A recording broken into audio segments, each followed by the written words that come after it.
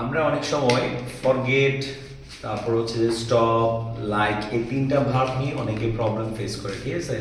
So আমি এখন clear করে দিচ্ছি এই তিনটা ভার্বের পরে কি কি নন ফাইনাইট ভার্বগুলো হয়। যেমন আমি যদি লিখি ফরগেট, ফরগেটের দুটা রুলস। ফরগেটের কয়টা রুলস? দুটা রুলস। কি কি? ফরগেট যদি নেগেটিভ অর্থে প্রকাশ পায়, নেগেটিভ, তাহলে ফরগেটের পরে কি হবে? মূল ভার্বের সাথে আইএনজি। আর ফরগেট যদি পজিটিভ অর্থ প্রকাশ পায়, তাহলে ফরগেটের পরে টু প্লাস ভার্ব হবে।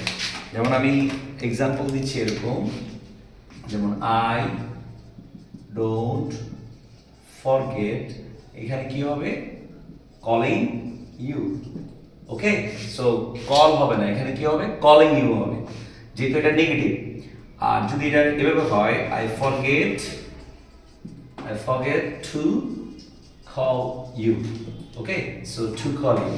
সুতরাং ফরগেট নেগেটিভ হলে verb plus ING, forget positive হলে টু প্লাস ভার্ব। ধন্যবাদ।